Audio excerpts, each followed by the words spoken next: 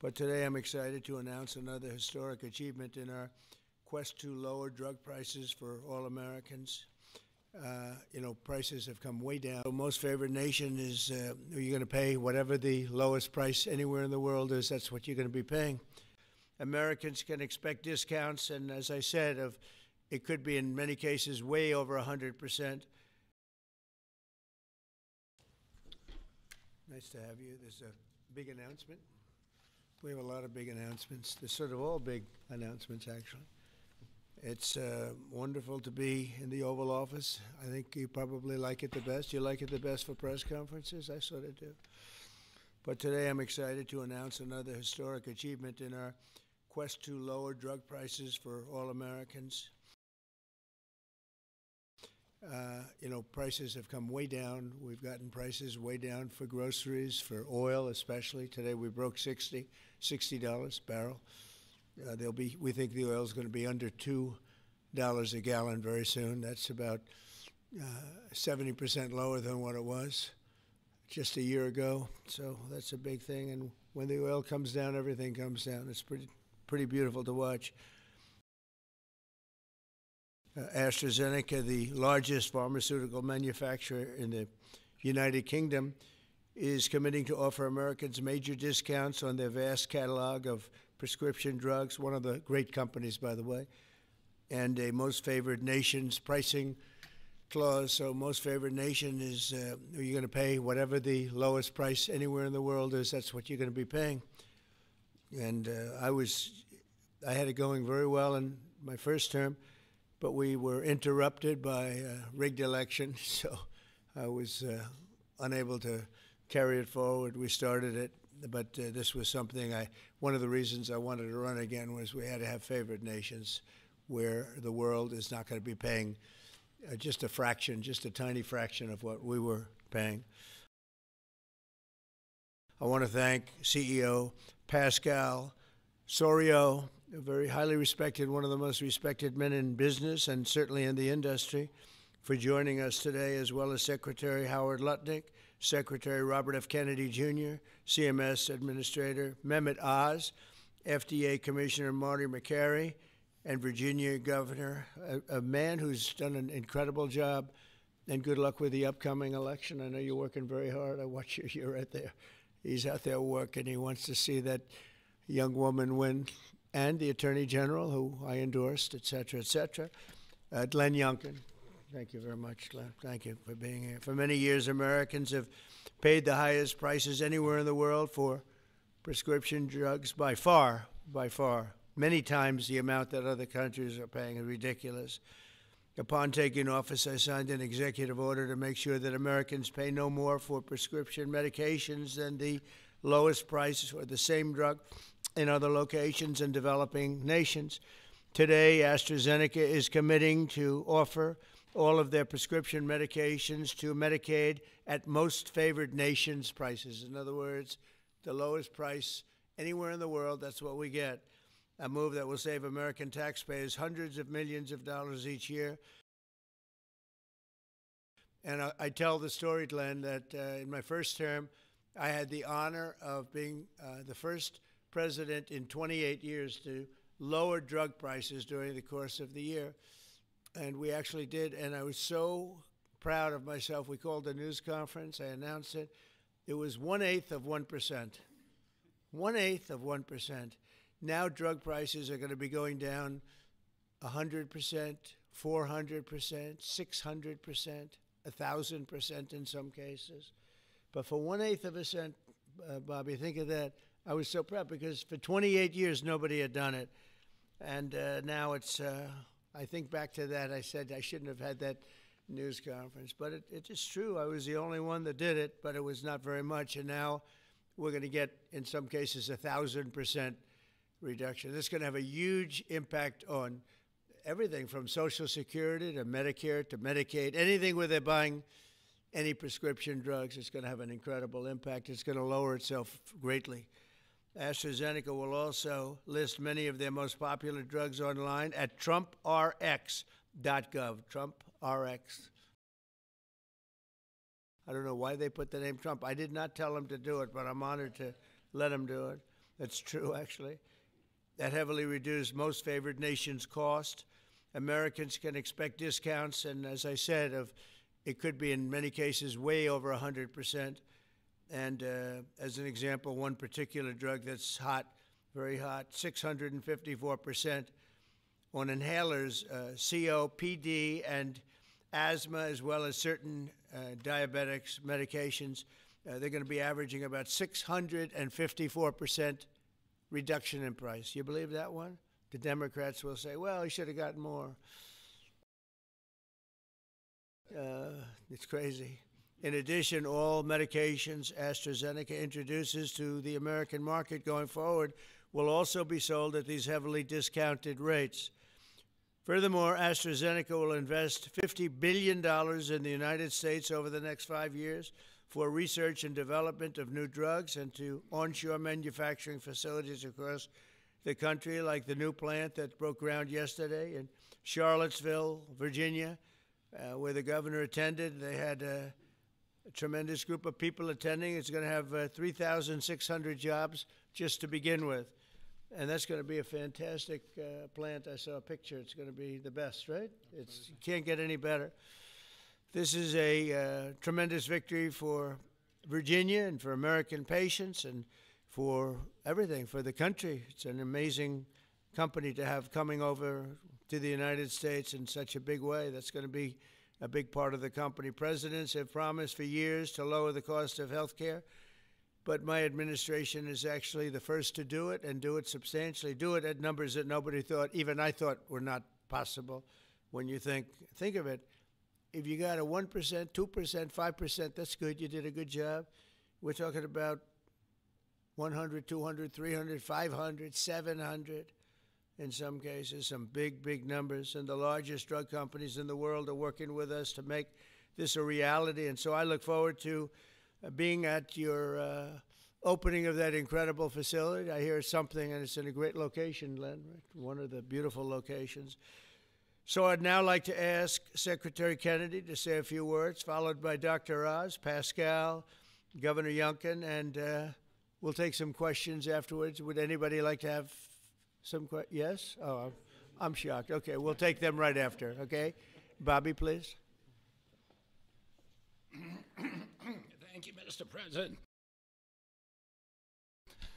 I talked about this a little yesterday in the cabinet meeting, but it's worth repeating because it shows this historical achievement as really monumental.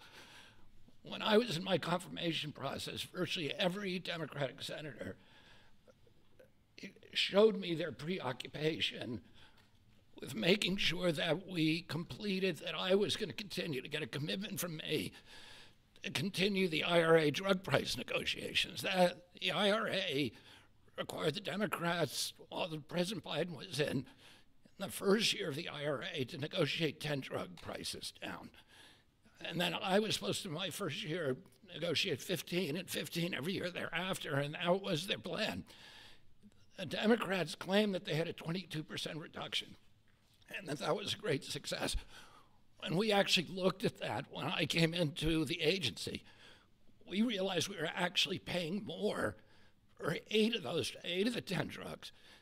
The 22% reduction was off of list price, and Medicare ended up paying more for 8 of the drugs, equal for the 9th, and about a 2% discount on the 10th drug. So that was the plan, and that's what they did. We are continuing the IRA negotiations, but thanks to the president's leadership, we have achieved something extraordinary here, which is a dream that he's had for 20 years because he's the common sense president. He saw something 20 years ago. He learned that we were paying 3, 4, 5, sometimes 10 times for the same drug as they were paying in European countries. Some of these drugs were manufactured in facilities in New Jersey and then sold for 1/10 the price in Great Britain, in London or Paris, that Americans were being charged for them here. He saw that this was unfair. Every Democratic president, every Republican president has said that this was the gold standard. This is what we needed to do. Nobody's been able to change it. And when we came in, I have to say I was pessimistic about doing MFN. Dr. Oz was pessimistic. Our staff, John Brook and Chris Klump and the other people we brought in were all pessimistic. The president saw something that we didn't see, which is we had leverage. And that came through Howard and the tariffs, and we had extraordinary leverage to craft these deals. So last week we had Pfizer in, which is one of the biggest American pharmaceutical companies. Today we have AstraZeneca in with Pascal Soriot, which is one of the biggest European pharmaceutical companies. And the president asked us to do three things. One, to get MFN prices. Two, to not bankrupt these companies. He understood that America has to be the center for innovation. The drug industry needs to innovate, that it's critical for its bottom line, it's critical for the health of the American people. And he asked us also to make sure that those companies would keep their promise to reshore this industry. For national security purposes, for our economy, it's critical. These companies are making these drugs in the United States. We were able to achieve all those things, and partially with the visionary help of Pascal, where is he? Of Pascal Soriot, who understood that innovation and the business doesn't work if everybody is not pulling the oars, if everybody doesn't have the skin in the game. Oh, the whole world was riding on our shoulders and riding on our dime. 70% of pharmaceutical revenues comes from this country. We only have 4.2% of the world's population. And we were paying for 80 or 90% of the innovation here. And the rest of the world was a free rider. And Pascal understood that that's not fair, and it's not a good, sustainable, long-term business model. And he came to the table. He was one of the first leaders to come to the table. I want to thank him for his vision, for operating with us in good faith. And this is an extraordinary deal. Not only that, but as the president just pointed out, he is also reshoring this industry here. He has 19 facilities already operating in this country. He has this other facility in Albemarle County that Dr. Oz went with Governor Youngkin and broke ground on yesterday. He has a second facility that is under construction in Kendall Square in Boston, another facility in Rockville, Maryland, and a fourth facility in Copper, Texas, right outside of Dallas-Fort Worth. And he's got plans for building many more in this country, thanks to the president's leadership, to the tariffs, and to the common sense the president has demonstrated in his own commitment to make drug prices lower for hardworking Americans. So I want to thank the president for your visionary leadership. I want to thank Dr. Oz for his part, and Marty McCary in negotiating this deal.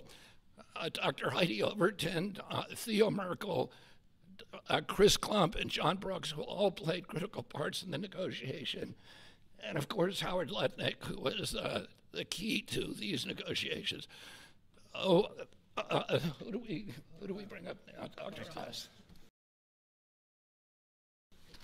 Thanks, Secretary. He'll take your place, Pascal. Oh, Pascal, I get to introduce Pascal, which I'll do with great joy and honor. So the world is watching as President Trump tries to make peace in every place he can go. But at the same time, President Trump is putting peace into the hearts of Americans and bringing peace of mind to them, especially Americans who cannot afford their medications. And just to put a number on this, as he releases us from the bondage of paying 3 times more for the exact same product made in the same factory, in the same pill box, in the same instruction manual overseas, rather in this country than we pay overseas, it creates an opportunity for us because, Mr. President, you're turning the art of the deal into the art of the heel. And that is something that you're going to witness today, and it's the second, we have more coming, but this is a very important one, because I want to set the stage here. And Ms. Secretary, you're too modest. Secretary Kennedy did have a vision to push hard on this. He understood we could give the right medications to the right people at the right time. And there is nothing more maha than giving folks life-saving medications in a timely fashion so you prevent illnesses and treat other ones that have already occurred. You save lives that way.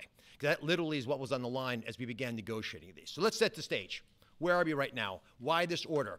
Last week, in this very room, President Trump welcomed the CEO of Pfizer, and that company, a leading U.S. pharmaceutical company, pledged to provide exactly what the president promised. Massive discounts to allow us to have most favored nation drug pricing in this country so we don't allow our people to pay more than folks overseas. And this was unthinkable even 6 months ago, 7 months ago, when we came into office. And Americans now have the ability to do that, but we needed to prove it was scalable. So we went to AstroZeneca, which is the leading pharmaceutical company, a leading company in the entire world, but a massive opportunity in this march to MFN, a march to most favored nation drug pricing. And to have this message land clearly, we needed to make sure that the president's demand for fair drug pricing was heard all around the globe. And I actually think the single most powerful tool we had was the president, because people take him seriously. And some of the things that they were hearing overseas were alarming them enough that they began to realize the jig was up. So let's talk about the deal specifically. John Brooks, if you could be my Vanna White, please. John back there is Theo, Vince, Heidi were parts of the team. There are other members of the team I'll speak of in a second. So these are the 5 deal points. This is what TrumpRx, by the way, which just launched, trumprx.gov, which was a unanimous name, by the way, Mr. President. He was not involved in picking the name, but it was not a difficult one to land on. We thought it had a catchy element to it. All primary care medications sold by AstroZeneca are going to be available on TrumpRx, which means no more gaming, no more middlemen. Starting early next year, when you go to the website, you'll be able to see a marketplace. We're not selling the drugs. We're just making information available to everyone so you go to the right place to buy the right medication. Second, drugs for lung diseases are discounted massively, and that's over here on this line. The president highlighted 650%. They're significant discounts, and these are medications. We just picked the ones for lung disease and one for metabolic syndrome, diabetes, but there are others that are included. We have most favored nation pricing for everyone who is on Medicaid in this country. That's why Governor Youngkin is able to do backflips with his nimble 6'6" physique. Because for governors, this is a massive problem. If Medicaid prices continue going up, it crowds out other social services, which he'll speak to. We also have MFN for all new prescription drugs. Mr. President, by the time this term is done, 95% of all drugs sold in America, branded drugs and generic, will be available at most favored nation drug pricing. Americans are going to benefit if the prices drop abroad. So Secretary Lutnick is going to make sure that if we get better prices for these companies from our partner countries overseas, the American people see those benefits, and there's going to be onshoring of manufacturing. And as has been mentioned, I stood with Governor Youngkin and Pascal Soriot as we broke ground yesterday in Charlottesville, Virginia, a massive $4 billion facility. That's the hard hat, Mr. President. I know you like construction, so that was all I could bring back. But there was a lot of remarkable energy. And here's what that event really does. It sends a signal. It sends a signal for all countries around the world to stop freeloading off American innovation. It's done. It's not going to happen anymore with this president. And if you aren't picking up your end of the bargain, then you're going to be welcoming a lot of more companies to leave your shores and allow us to welcome them into our shores as they open up manufacturing facilities here. And for all the pharmaceutical companies out there, we're talking to all of you, pick up a shovel. This is a great place to build a facility, as AstroZeneca has shown us, and I think it has a wonderful opportunity in the future as well as this country continues to support the innovation Secretary Kennedy spoke about, because we're not compromising that at all. We're just getting fair prices for the American people. To the team. Tough negotiations, Mr. President. You know how hard they can be. You can't get there without world-class negotiators, and we are blessed by individuals to work with the AstroZeneca team who are killers, head-to-head. And why? Because talented people out of the private sector are coming into government to serve this president in a generational opportunity that they feel in their heart will make a difference. John Brooks is part of that team. Chris Klump, Inma Hernandez, numerous other folks contributed as well. But we're open for business. And if you want a great position and a patriot, like the folks who negotiated these deals, please consider coming with us, because the president has made it clear that you will make a difference in government. Finally, I want to thank Pascal Soriot. Pascal is an interesting, almost enigmatic individual. He's a CEO of AstroZeneca. He is born in France, Australian citizen, knighted in Great Britain, running their largest pharmaceutical company. So you figure out the lineage. But one thing I know is a very, very smart man who came here early on, took the president seriously, and he recognized the inherent unfairness of the European model of global freeloading off our innovation. He appreciated the challenge, and he wanted to be part of the solution. So Pascal, take it away. Thank you so much. So, President Trump, it is really a pleasure to see you again since I had a chance to meet you last time you visited the UK for your state visit. I know the King actually kept you late during the night, during your visit, late up at night. And I must thank you, actually, for returning the favor. I can tell you you've kept me up at night and my team as well. But it has been really worth it. It's been worth it because today I'm really excited to announce AstraZeneca's commitment to your vision for a healthy America. Great leadership is about having an ambitious vision that can energize people, and you appoint a very talented team that can deliver on this. Your vision is exactly that.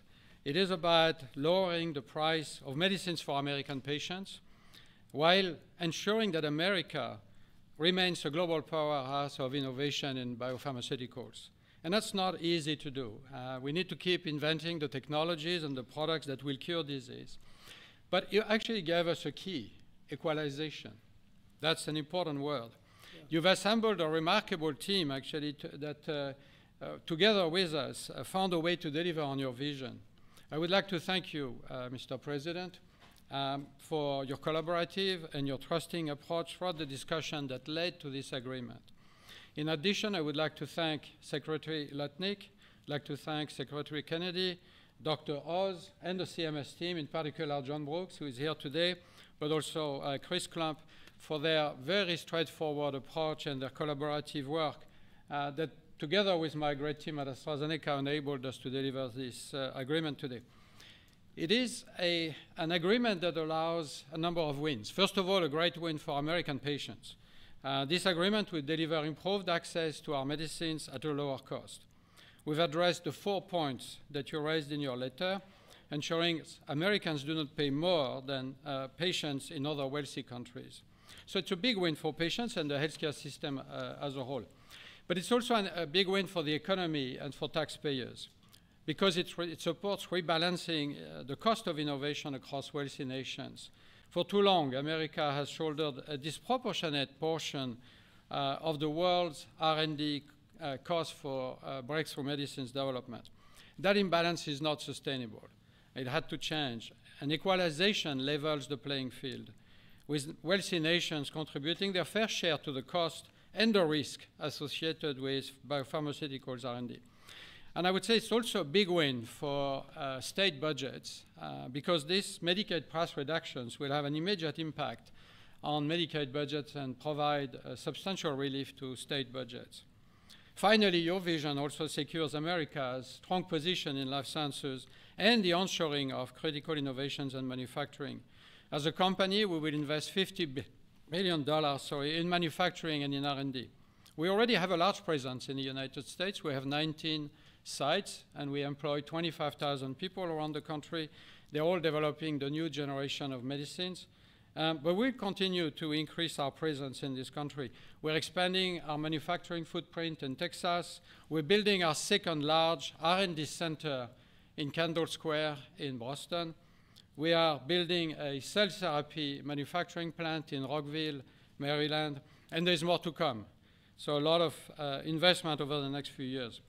I want to say that I appreciate very much Secretary Lutnick granting us a 3-year tariff exemption to localize the remainder of our products. Most of our products are locally manufactured, but we need to transfer the remaining part to this country. And also for your great support to convince also other wealthy countries to share the cost of pharmaceutical innovation. It is an important part of this agreement, rebalancing and the cost around the country, around the world. Yesterday showcased our commitment to the United States with this $4.5 billion investment in the beautiful Commonwealth of Virginia to manufacture what we call API, active ingredients, for our medicines, but also antibody-drug conjugates that are such a critical part of the future treatment of cancer care, what is called smart chemotherapy, targeted chemotherapy. I want to thank Dr. Oz for joining us for the groundbreaking ceremony near Charlottesville, together with Governor Youngkin. And I actually love your AstraZeneca hat. I know you wanted to bring a shovel, but didn't make it to this beautiful room. I have to say it has been a really a great pleasure to work with Governor Youngkin and his team, in particular Secretary Segura, on this investment. Like you, President Trump, they are deal makers that move at the speed of business. And it's very important for us company to be able to work with people who understand who we are and move very fast. Our new facility will be a great example of Virginia supporting domestic production of medicines for America, enhancing national security in pharmaceutical supply, but also creates thousands of highly skilled jobs. Governor Youngkin gave me a beautiful Virginia flag that we will proudly fly alongside the American flag in front of our new facility. So AstraZeneca's commitment to the United States is very strong, and this agreement ensures we'll make an even bigger difference for American patients. So, Mr. President, thank you again for welcoming me in this beautiful office and for making this moment possible. Thank you so much. Pascal. Thank you very much. Over to you, Glenn.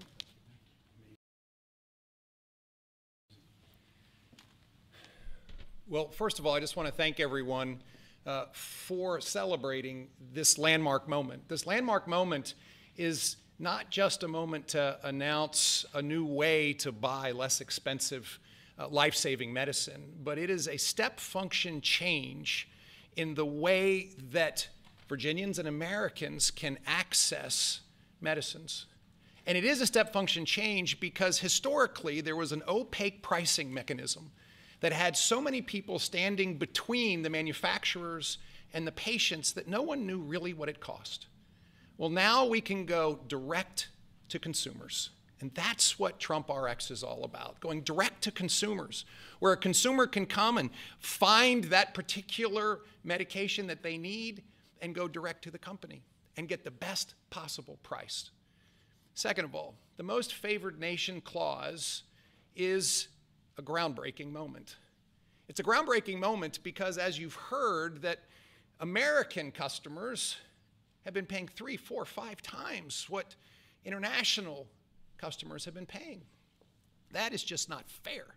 And Mr. President, I want to thank you for simply recognizing that America must come first, and Americans deserve the best pricing, not the worst. It changes everything for a state. In Virginia, we have $1.5 billion a year of pharmaceutical expenditure under our Medicaid plan. $1.5 billion a year.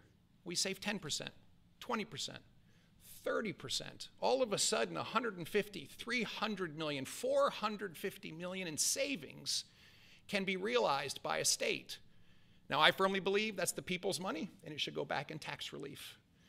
But think about the change that that enables for a state as they manage their health care expenditures. Finally, Mr. President, you have driven a reshoring of critical supply chains that no one thought could happen. The industries that everyone thought were lost are now coming home, and with pharmaceutical manufacturing and active pharmaceutical ingredients particularly coming back to America, it changes everything. It's an economic moment for us. Yes, $4.5 billion into the Virginia economy, and that will in fact translate into $3 or $4 of extra economic impact for every dollar that is spent, 3,600 great paying jobs. But it's even more than that. This is a national security moment. And what you've just heard is one of the leading pharmaceutical companies in the world is choosing America, and yes, Virginia, to invest nearly $5 billion to build the most critical manufacturing for the future of America's health. That's not just a single example. It's happening all over. And in fact, in Virginia, Mr. President, we've been blessed with nearly $10 billion of commitments to build new pharmaceutical manufacturing in the great Commonwealth of Virginia. And therefore, I believe this is a moment to celebrate investment, but more importantly, to celebrate breakthroughs for American citizens to get access to life-saving medicines at costs that they deserve because they're all made here. Mr. President, you and your cabinet have been amazing. As a governor, I have found that the cooperation with every one of your cabinet members, and sir, yes, you, has been beyond compare that I could ever imagine. I want to thank you for helping us make Virginia great again, too. Thank you.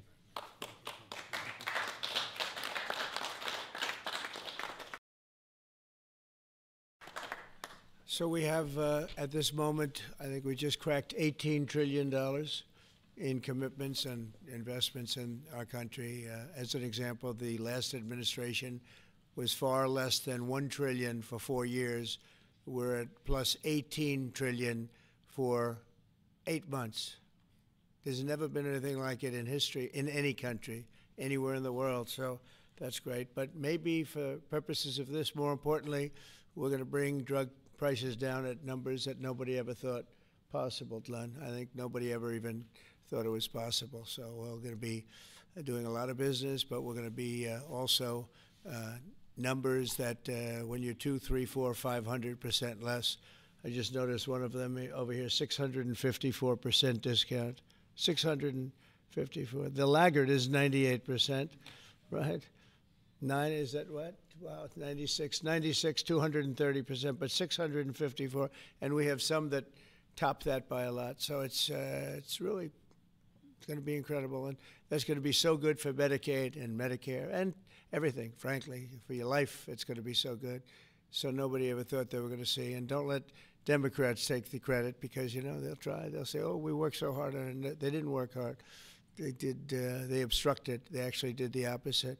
So that's really more important than even the tremendous investments being made in our country. But think of it, we cracked 18 trillion with a T, $trillion, and frankly, 1 trillion for 4 years wasn't that bad. He did less than $1 trillion, but we did that in a period of 8 months. So it's pretty record-shattering by many trillions of dollars. Any country, no matter what country you're talking about, nobody's done numbers like that. So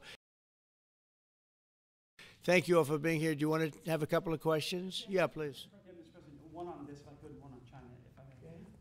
First on this, could you have brought these pharmaceutical companies to the table without that 100% tariff which you imposed?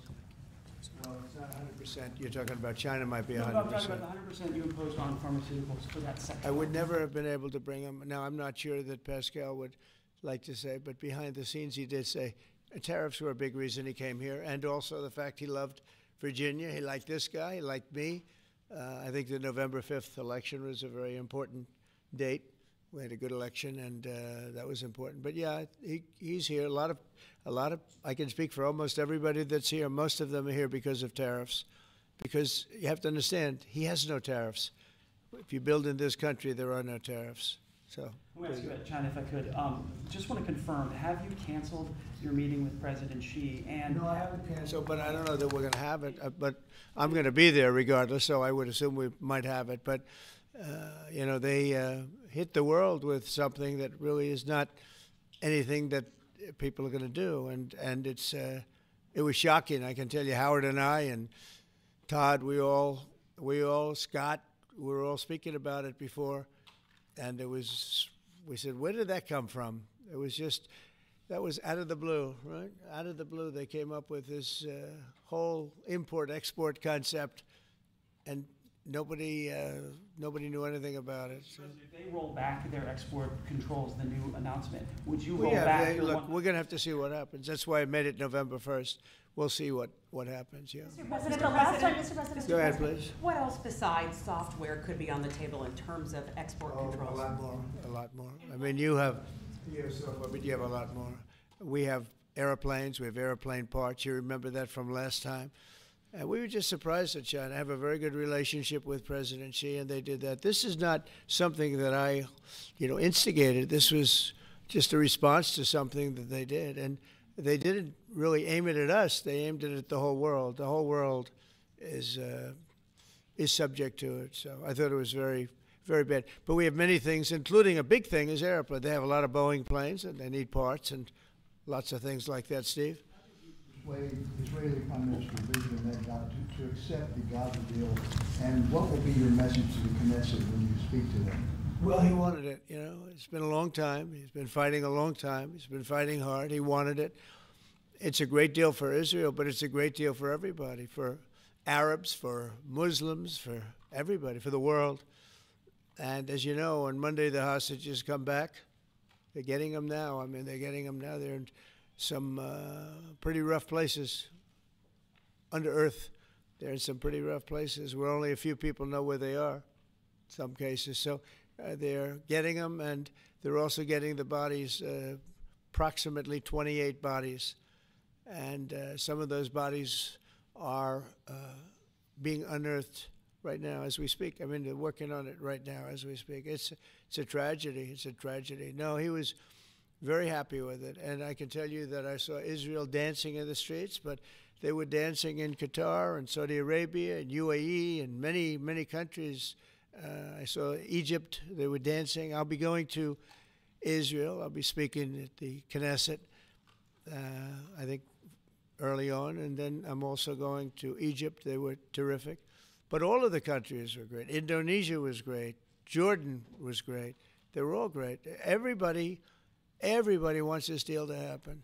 What happens in Gaza the day after the hostage release? Day after what? The day after the hostage release, what happens there then? Well, hopefully you're going to have great success for, I call it everlasting success. I think you will too. I think you're going to have tremendous success, and Gaza is going to be rebuilt. And you have some very wealthy countries, as you know, over there, and it would take a small fraction of their wealth to do that.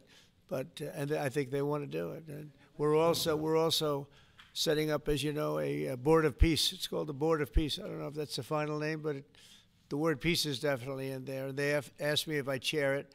We'll make sure things go well. And how confident are you that the ceasefire will hold? I think it'll hold, yeah. I think it'll hold. They're all tired of the fighting. Don't forget, you had October 7th, which was a horrible day, 1,200 people killed. But Hamas has lost 58,000 people. That's big retribution. That's big retribution. People understand that. So, no, I think they're all tired of fighting. And this really gives the whole Middle East, this is beyond Gaza. Gaza is very important, but this is beyond Gaza. This is peace in the Middle East, and it is a beautiful thing. You know, it's a term that you and I have been hearing since we were very young, right? And now we have a chance of really having that. And as you know, most of the countries have passed all these resolutions. Every country is there. Iran came in. I was very happy to see that. I was very honored that Iran came in. They said they support it. Russia came in. President Putin, he supports it fully, very fully. So I was happy to see even countries that weren't necessarily involved in the process, they all support it. I don't know of anybody that doesn't. And I've never seen happier people than many of these places, not just Israel, many of these places. They're all dancing in the streets. I've never seen anything like it. Okay, go ahead, please, in the back. Thank you. What guarantees did you give Hamas to persuade them that Israel will restart the bombing campaign once the hostages have been exchanged? What did I do with respect to them? Well, you know, I spoke a little bit tough, and that's what would happen. I mean, you have to speak tough. That's a tough world. That's a tough, as they say, neighborhood. And they're tough people. They're very tough people, and they're smart people. They're good negotiators. They have a lot of things going. They put that to good use. They're going to be very, very successful. But they knew the retribution would be tremendous, unsustainable. It would have been unsustainable. It would have been complete obliteration, and they didn't want that. And nobody wants it at this point. They want to get on with rebuilding the entire Middle East. It's not only Gaza. It's going to be the entire Middle East. They're going to be able to live in peace. Now we have some little hot spots, but they're very small. You know the ones I'm talking about. They're very small. They'll be very easy to put out. Those fires are going to be put out very quickly. Yes, ma'am. Thank you, Mr. President. Talking about the Middle East still, going to the phases that come after this first phase, is there a consensus on the additional points in your plan, or are are the details still being fine-tuned? I think there is consensus on most of it, and some of the details, like anything else, will be worked out, because you'll find out that when you're sitting in a beautiful room in Egypt, it's easy to work something out, but then sometimes it doesn't work from a practical standpoint. So certain little things, but for the most part, there's consensus, yes. Do you intend to hash that out when you're in Egypt? I might, yeah. I mean, I'll be there, because I'll be going to, I think I'll go to Cairo. I think that's where we're going, as opposed to the place of the signing. And we have a lot of leaders from all over the world coming too. They've been invited. And then I'm coming back, I believe it's Tuesday night, for Charlie Kirk, a friend of mine, a friend of all of ours, a friend of a lot of the people right here. And we're giving him the Presidential Medal of Freedom, which is the highest honor you get outside of the Congressional Medal of Honor. One's military, one's civilian, but it's the greatest honor. And Erica's beautiful wife is going to be here, and a lot of people are going to be here. So, it's not easy for me to get back. It's a very quick trip, but I'll be making 2 major stops, and then I'll be on the plane trying to get back in time for Charlie. They're going to have a great celebration at the White House, in the East Room of the White House. Mr. President? Russell Vogt said the reductions in force have begun related to this shutdown. How many layoffs have you authorized for this first round, and from which agencies? And it'll be Democrat-oriented, because we figure, they started this thing, so they should be Democrat-oriented. It'll be a lot, and we'll announce the numbers over the next couple of days, but it'll be a lot of people, all because of the Democrats. I mean, they want to give $1.5 trillion to people that came into the country illegally. More important than that, because we all have a big heart. We want people to be taken care of, but we have 0 people coming in. You know that, Glenn, right? That's a pretty impressive number, even for a successful governor. But we've had, for the last 4 months, 0 people coming in illegally. They're coming in, but they're coming in legally. They're coming in through a process that's really a really good process right now, because we want people to come in, but they have to come in legally. So what we're doing is, as these different groups come due, we're going to make a determination. Do we want them a lot? And I must tell you, a lot of them happen to be Democrat-oriented. These are people that the Democrats wanted, that in many cases were not appropriate. We fought them at the time, and it was ultimately signed in. And some of these people, these are largely people that the Democrats want. Many of them will be fired. Yes, please, behind. The Nobel Peace Prize was announced this morning. Your thoughts? Which one? The Nobel Peace Prize. Your thoughts? Look, including a very big one, and I'm not sure, when you say big, it's certainly, I think, to the mind of most, the most important deal ever made in terms of peace. But the one we just signed, it's been signed, sealed, and it's going to start taking place now. It's already started. Monday's going to be a very big day when the hostages come back. But I made 8 deals, transactions of wars. One was 31 years going on. 10 million people were killed. One was 34 years. One was 36, 37. One was 10. One was just starting. 2 were just starting, actually, but they were well on their way. In the case of India and Pakistan, 7 planes were shot down. It was a bad one. And I did it largely through trade. I mean, that one, numerous of them. I talked tariffs. I said, look, if you're going to do that, we're going to put very big tariffs on your country. And they were both great. They stopped fighting, and there were 2 nuclear powers. So, they're all big. They're every one of them big. You take a look at the Congo. You take a look at the Congo and Rwanda. 10 million people killed over a long period of time. Got that one solved. We did a total of 8 as of this. 2 days ago, I would have said 7, which I did say, but the other one was signed up, sealed. As you know, Israel signed it just now. They signed it, and they approved it today, their parliament. And it's a great honor to be involved with so many. So the person who actually got the Nobel Prize called me, and said, I'm accepting this in honor of you because you really deserved it. A very nice thing to do. I didn't say then give it to me, though. I think she might have. She was very nice. And I've been helping her along the way.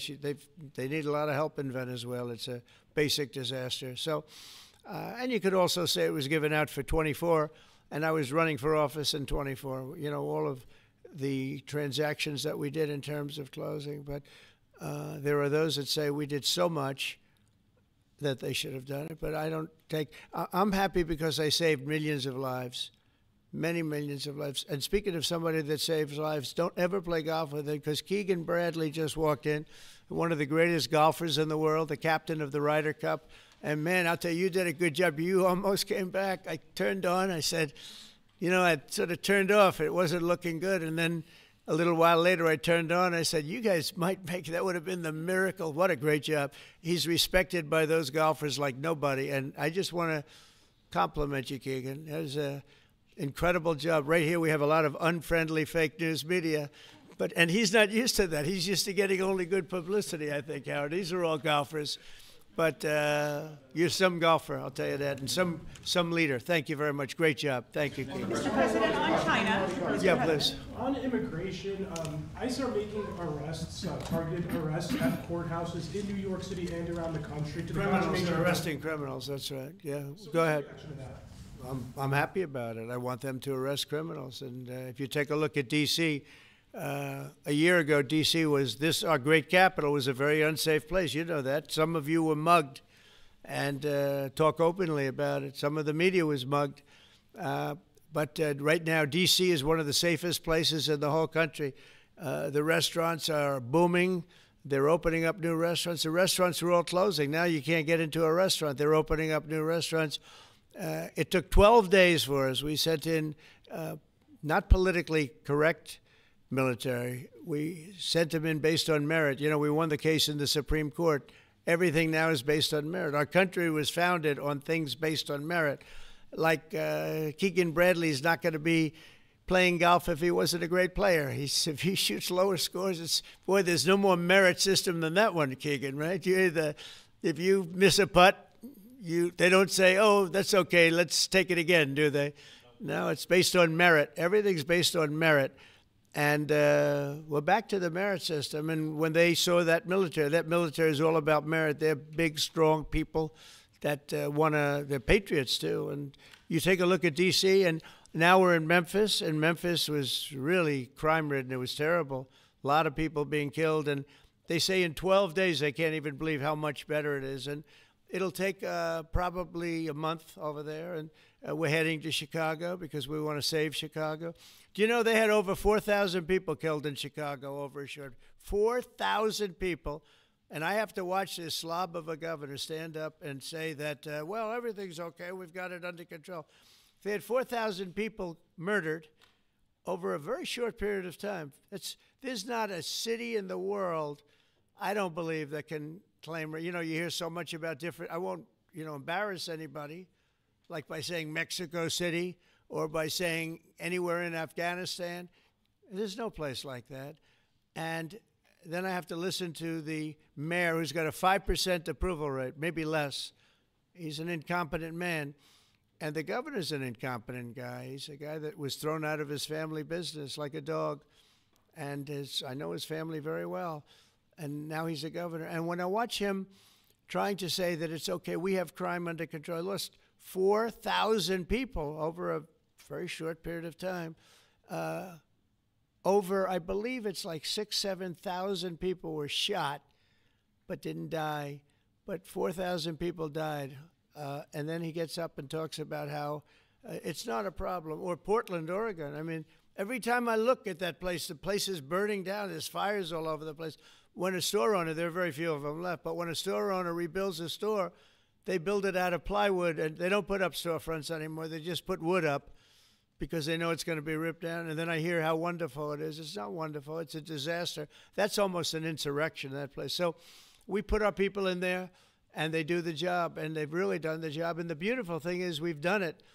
12 days we had this place safe, and now it's, I would say within a month, it was beautiful. And it continues to be. That was 3 months ago. I'll tell you, D.C. now is one of the hottest places, just like this country. We were a dead country, and you've heard me say it 100 times. We were a dead country. King of Saudi Arabia said it. Others say. The Emir of Qatar said it. Many. UAE said it. The leader, great leader, UAE, all great leaders. They said effectively the same thing. 1 year ago, we had a dead country. Now we have the hottest country anywhere in the world. I just want to thank everybody, and I want to, in particular, thank AstraZeneca. What a great company you have. What a company you've built. You've been there a long time and done some job. It's an honor to have you. I assume you're going to build, so it's $4.5 billion for a plant. That's a pretty big plant, isn't it? I was going to say, could he make it a little bit more? Well, we have a couple of them where they're going to spend $65 billion on one plant, you know, AI. All I know is it's, you know, AI is based on information. I hope they're right about information. I don't know. You got to make a lot of money there's got to be a lot of information out there, but that seems to be pretty hot. But we have a lot. We're leading the world on information on AI, as you know, by a lot. It's not even close. So we're doing a job. And I want to thank everybody, but in particular, Pascal, thank you very much. It's a great honor. Thank you. Thank you very much. Thank you, everybody. Have a good time. Thank you, press. Thank you, press. Thank you, press. Let's go. Thank you. Thanks, guys. Thank you. Thank you, press. Thank you.